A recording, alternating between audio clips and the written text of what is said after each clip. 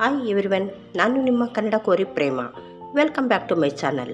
ಆತ್ಮೀಯ ವೀಕ್ಷಕರೇ, ಇಂದಿನ ವಿಶೇಷ ಬಂದು ಹಳ್ಳಿ ಸೊಗಡಿನ ಹುರಿದ ಅವರೆಕಾಳಿನ ಸಾಂಬಾರು. ಈ ಒಂದು ಸಾಂಬಾರು ಈ ಸೀಸನ್ನಲ್ಲಿ ನಿಜಕ್ಕೂ ತುಂಬ ಅದ್ಭುತವಾದ ರುಚಿ ಇರುತ್ತೆ. ಒಮ್ಮೆ ಈ ರೀತಿ ಮಾಡಿ. ಇದಕ್ಕೆ ಬೇಕಾಗಿರೋಂಥ ಅವರೆಕಾಳು ಎಲ್ಲ ಶಾಪ್ಗಳಲ್ಲೂ ಸಿಗುತ್ತೆ. ಹಾಗಾಗಿ ಈ ಅವರೆಕಾಳು ಸಾಂಬಾರು ಮಾಡೋದಕ್ಕೆ ನಾನು ಯಾವ ಯಾವ ಇಂಗ್ರೀಡಿಯೆಂಟ್ಸ್ನ ಉಪಯೋಗಿಸ್ತಾ ಇದ್ದೀನಿ, ಯಾವ ರೀತಿ ಮಾಡ್ತಾಯಿದ್ದೀನಿ ಅಂತ ನೋಡ್ತಾ ಹೋಗೋಣ ಬನ್ನಿ. ಒಮ್ಮೆ ನೀವು ಮಾಡಿ ಇದ್ರ ಟೇಸ್ಟ್ ಹೇಗಿತ್ತು ಅಂತ ತಪ್ಪದೆ ಕಮೆಂಟಲ್ಲಿ ತಿಳಿಸಿ. ಬನ್ನಿ, ಈ ಹುರಿದ ಅವರೆಕಾಳು ಸಾಂಬಾರು ಮಾಡೋದಕ್ಕೆ ನಾನು ಯಾವ ಯಾವ ಇಂಗ್ರೀಡಿಯೆಂಟ್ಸ್ನ ಉಪಯೋಗಿಸ್ತಾ ಇದ್ದೀನಿ ಅಂತಂದರೆ, ಮುಖ್ಯವಾಗಿ ಅವರೆಕಾಳು. ಈ ಅವರೆಕಾಳು ಜೊತೆಗೆ ಒಂದು ಸಾಂಬಾರು ಮಾಡಬೇಕಂದ್ರೆ ಮಸಾಲವನ್ನು ರೆಡಿ ಮಾಡ್ಕೊಳ್ಬೇಕಾಗುತ್ತೆ. ಆ ಮಸಾಲಾಗೆ ಹಸಿ ಈರುಳ್ಳಿ, ಟೊಮೊಟೊ, ಸಾಂಬಾರು ಪುಡಿ, ನಾವು ಪ್ರತಿದಿನ ಸಾಂಬಾರ್ಗೆ ಉಪಯೋಗಿಸ್ತೀವಲ್ಲ ಆ ಸಾಂಬಾರು ಪುಡಿ, ಒಂದು ಅರ್ಧ ಬೌಲ್ನಷ್ಟು ತೆಂಗಿನಕಾಯಿ, ಹಸಿಕಾಯಿ, ಬೆಳ್ಳುಳ್ಳಿ, ಸ್ವಲ್ಪ ಹುಣಸೆಹಣ್ಣು. ನಾವು ಟೊಮೊಟೊ ಹಾಕೋದ್ರಿಂದ ಹುಣಸೆಹಣ್ಣು ನೋಡ್ಕೊಂಡು ಹಾಕ್ಕೊಳ್ಳಿ. ಜೊತೆಗೆ ಇಷ್ಟು ಪದಾರ್ಥಗಳನ್ನ ಉಪಯೋಗಿಸ್ಕೊಂಡು ನಾನು ಮಸಾಲವನ್ನು ರೆಡಿ ಮಾಡ್ಕೊಳ್ತೀನಿ.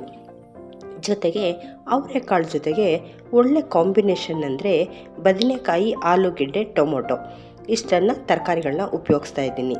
ಜೊತೆಗೆ ಒಗ್ಗರಣೆಗೆ ಎಣ್ಣೆ, ಸಾಸಿವೆ, ಕರಿಬೇವು, ಸ್ವಲ್ಪ ಬೆಳ್ಳುಳ್ಳಿ, ಇಷ್ಟು ಪದಾರ್ಥಗಳನ್ನ ಉಪಯೋಗಿಸ್ಕೊಂಡು ಈ ಚಳಿಗಾಲದಲ್ಲಿ, ಈ ಮಳೆಗಾಲದಲ್ಲಿ ಒಳ್ಳೆ ರುಚಿಕರವಾದ ಸಾಂಬಾರು ಅಂದರೆ ಈ ಹುರಿದ ಅವರೆಕಾಳು ಸಾರು. ತಪ್ಪದೆ ಒಮ್ಮೆ ಟ್ರೈ ಮಾಡಿ. ಹೇಗೆ ಬರುತ್ತೆ, ಹೇಗೆ ಮಾಡೋದು ಅಂತ ನೋಡ್ತಾ ಹೋಗೋಣ ಬನ್ನಿ.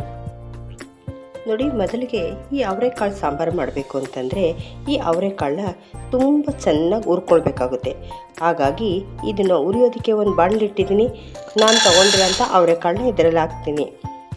ಇದು ಪಟಪಟ ಅಂತ ಸಿಡಿಬೇಕು, ಅಲ್ಲಿನವರೆಗೂ ನಾವು ಹುರ್ಕೊಳ್ಬೇಕಾಗುತ್ತೆ. ಇದ್ರ ಕಲರು ಚೇಂಜ್ ಆಗುತ್ತೆ ಮತ್ತು ಕಾಳುಗಳು ಓಪನ್ ಆಗುತ್ತೆ. ಅಷ್ಟುವರೆಗೂ ಇದನ್ನು ಹುರ್ಕೊಳ್ಳೋಣ.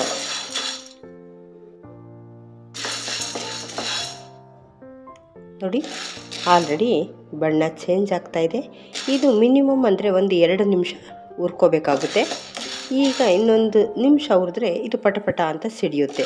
ಆ ರೀತಿ ಇದು ಓಪನ್ ಆಗೋವರೆಗೂ ಹುರ್ಕೊಂಡ್ರೆ ತುಂಬ ಸಾಫ್ಟಾಗಿ ಬೇಯುತ್ತೆ.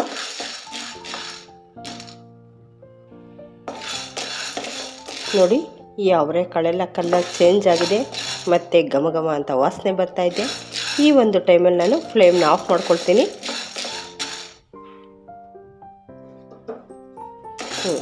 ಕರೆಕ್ಟಾಗಿ ಅವರೆಕಾಳು ಹುರಿದಾಗಿದೆ. ನೋಡಿ, ಇಷ್ಟು ಕಲರ್ ಚೇಂಜ್ ಆಗೋವರೆಗೂ ಹುರ್ಕೊಳ್ರಿ, ಸಾಕಾಗುತ್ತೆ. ಈಗ ನಾವು ಹುರಿದಾದ್ಮೇಲೆ ಅವರೆಕಾಳನ್ನ ಇದಕ್ಕೊಂದು ಮಸಾಲವನ್ನು ರುಬ್ಬಿಟ್ಕೊಂಡು ಬಿಡೋಣ. ಆಮೇಲೆ ಯಾವ ರೀತಿ ಸಾಂಬಾರು ಕುಡಿಸೋದು ಅಂತ ನೋಡೋಣ. ನೋಡಿ, ಈ ಪ್ಲೇಟಲ್ಲಿ ತೆಗೆದಿಟ್ಕೊಂಡಿದ್ದೀನಲ್ಲ, ಇಷ್ಟು ಮಸಾಲ ಪದಾರ್ಥಗಳನ್ನ ನಾನು ಜಾರಲ್ಲಿ ಸೇರಿಸಿ ತುಂಬ ನುಣ್ಣದಾಗಿ ಗ್ರೈಂಡ್ ಮಾಡ್ಕೊಂಡು ಬರ್ತೀನಿ. ಎಲ್ಲವನ್ನು ಒಟ್ಟಿಗೆ ಸೇರಿಸ್ಕೊಂಡು ಬಿಡೋಣ. ಹಸಿಯಾಗಿರೋದನ್ನೇ ರುಬ್ಬೋಣ, ಏನೂ ತೊಂದರೆ ಇಲ್ಲ.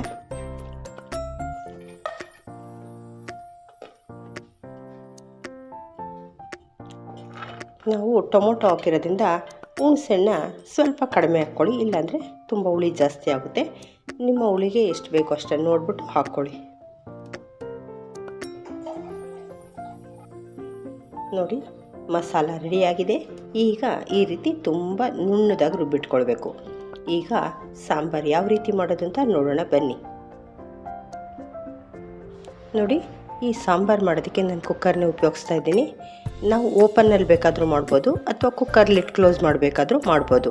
ಹಾಗಾಗಿ ಈ ಕುಕ್ಕರ್ನಿಟ್ಟು ನಾನು ಒಂದು 2 ಸ್ಪೂನಷ್ಟು ಎಣ್ಣೆಯನ್ನು ಸೇರಿಸ್ತಾ ಇದ್ದೀನಿ ಒಗ್ಗರಣೆಗೆ. ಹೆಚ್ಚೇನು ಎಣ್ಣೆ ಬೇಡ, ಒಂದು 2ರಿಂದ 3 ಸ್ಪೂನಷ್ಟು ಎಣ್ಣೆ ಆದರೆ ಸಾಕಾಗುತ್ತೆ. ಈಗ ಎಣ್ಣೆ ಬಿಸಿಯಾಗಿದೆ. ಈಗ ನಾನು ತೊಗೊಂಡಿರೋಂಥ ಒಂದು ಅರ್ಧ ಸ್ಪೂನ್ ಸಾಸಿವೆಯನ್ನು ಸಹ ಸೇರಿಸ್ತಾ ಇದ್ದೀನಿ. ನೋಡಿ, ಸಾಸಿವೆ ಚೆನ್ನಾಗಿ ಸಿಡಿತಾ ಇದೆ.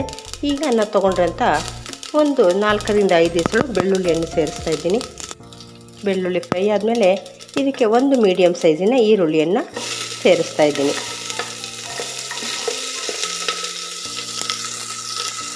ನೋಡಿ, ಈರುಳ್ಳಿ ಸ್ವಲ್ಪ ಎಣ್ಣೆಯಲ್ಲಿ ಫ್ರೈ ಆಗಿದೆ. ಈಗ ನಾನು ತೊಗೊಂಡ್ರೆ ಟೊಮೊಟೊ, ಇದು ಸ್ವಲ್ಪ ಒಂದು 2 ನಿಮಿಷ ಫ್ರೈ ಮಾಡ್ಕೊಳ್ಳೋಣ. ನೋಡಿ, ಟೊಮೊಟೊ ಮತ್ತು ಈರುಳ್ಳಿ 1 ನಿಮಿಷ ಎಣ್ಣೆಯಲ್ಲಿ ಬಾಡಿಸ್ಕೊಂಡಿದ್ದೀನಿ. ಈಗ ನಾನು ಹಚ್ಚಿಟ್ಕೊಂಡಿರೋ ಅಂಥ ಆಲೂಗೆಡ್ಡೆ ಮತ್ತು ಬದನೆಕಾಯನ್ನು ಸಹ ಸೇರಿಸ್ಕೊತಾ ಇದ್ದೀನಿ. ಇದನ್ನು ಸಹ ಒಮ್ಮೆ ಎಣ್ಣೆ ಜೊತೆ ಮಿಕ್ಸ್ ಮಾಡ್ಕೊಳ್ಳೋಣ.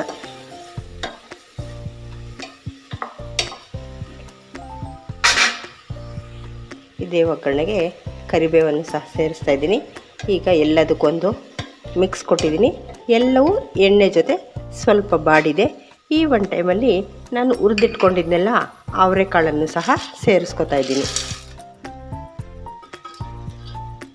ಇದನ್ನು ಒಮ್ಮೆ 1-2 ಸೆಕೆಂಡ್ ಎಣ್ಣೆ ಜೊತೆ ಮಿಕ್ಸ್ ಮಾಡ್ಕೊಳ್ಳೋಣ.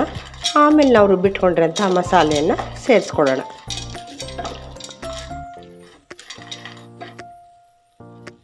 ನೋಡಿ, ತರಕಾರಿಗಳೆಲ್ಲ ಎಣ್ಣೆ ಜೊತೆ ಸ್ವಲ್ಪ ಬಾಡಿದೆ. ಈಗ ನಾನು ರುಬ್ಬಿಟ್ಕೊಂಡಿರೋಂಥ ಮಸಾಲೆಯನ್ನು ಸೇರಿಸ್ತಾ ಇದ್ದೀನಿ. ಈಗ ನಿಮ್ಗೆ ಸಾಂಬಾರಿಗೆ ಎಷ್ಟು ನೀರು ಬೇಕೋ ಅಷ್ಟು ನೀರನ್ನು ನೋಡಿಕೊಂಡು ಸೇರಿಸ್ಕೊಳ್ಳಿ. ನೋಡಿ, ನಾನು ಈ ಜಾರ್ಗೆ ಸ್ವಲ್ಪ ನೀರೆಲ್ಲ ಸೇರಿಸಿ ಇದನ್ನೇ ತೊಳೆದ್ಬಿಟ್ಟು ಹಾಕಿದ್ದೀನಿ.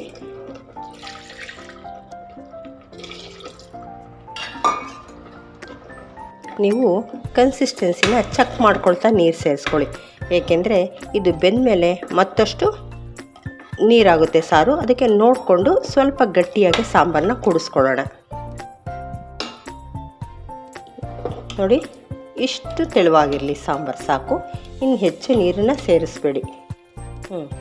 ಈಗ ನಾವು ಸಾಂಬಾರು ಕೂಡಿಸಿದ ತಕ್ಷಣ ಲಿಡ್ ಕ್ಲೋಸ್ ಮಾಡೋದು ಬೇಡ. ಏಕೆಂದರೆ ಮಸಾಲೆಗಳೆಲ್ಲ ನಾವು ಹಸಿಯಾಗಿ ರುಬ್ಬಿರೋದ್ರಿಂದ ಇದು ಸ್ವಲ್ಪ ಹಸಿ ವಾಸನೆ ಎಲ್ಲ ಹೋಗಬೇಕು. 2 ನಿಮಿಷ ಕುದೀಲಿ. ಕುದ್ದ ಮೇಲೆ ನಾವು ರುಚಿಗೆ ತಕ್ಕಷ್ಟು ಉಪ್ಪು ಹಾಗೂ ಅರಿಶಿಣವನ್ನು ಸೇರಿಸ್ಬಿಟ್ಟು ನಾವು ಲಿಡ್ ಕ್ಲೋಸ್ ಮಾಡಿ 2 ವಿಸಿಲ್ ತೊಗೊಳ್ಳೋಣ. ಆಗ ಕರೆಕ್ಟಾಗಿ ಅವರೆಕಾಳೆಲ್ಲ ಬೆಂದಿರುತ್ತೆ.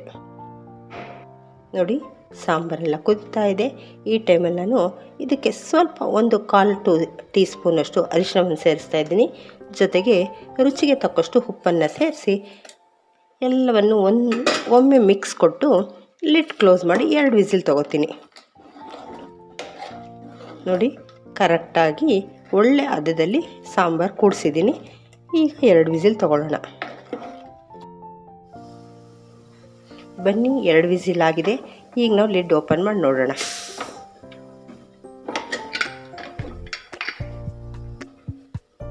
ನೋಡಿ,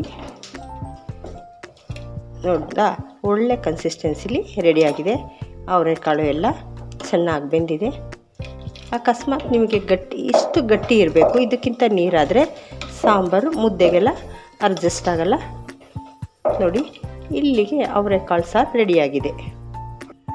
ನೋಡ್ತಾ ಇದ್ದೀರಲ್ಲ, ರುಚಿಕರವಾದಂತಹ ಹಳ್ಳಿ ಸೊಗಡಿನ ಅವರೆಕಾಳು ಸಾಂಬಾರು ಸವಿಯಲು ಸಿದ್ಧವಾಗಿದೆ. ಖಂಡಿತ ಈ ಸಾಂಬಾರನ್ನ ಮಿಸ್ ಮಾಡದೆ ಒಮ್ಮೆ ಮಾಡಿ. ಈ ಅವರೆಕಾಳು ಎಲ್ಲ ಡಿಮಾರ್ಟ್ಗಳಲ್ಲಿ, ಶಾಪ್ಗಳಲ್ಲಿ ಸಿಗುತ್ತೆ. ಈ ಒಂದು ಸೀಸನ್ನಲ್ಲಿ ಈ ಸಾಂಬಾರು ಎಷ್ಟು ರುಚಿಯಾಗಿರುತ್ತೆ ಅಂದರೆ ಇದ್ರ ರುಚಿಯಂತೂ ಅಷ್ಟು ಅದ್ಭುತವಾಗಿರುತ್ತೆ.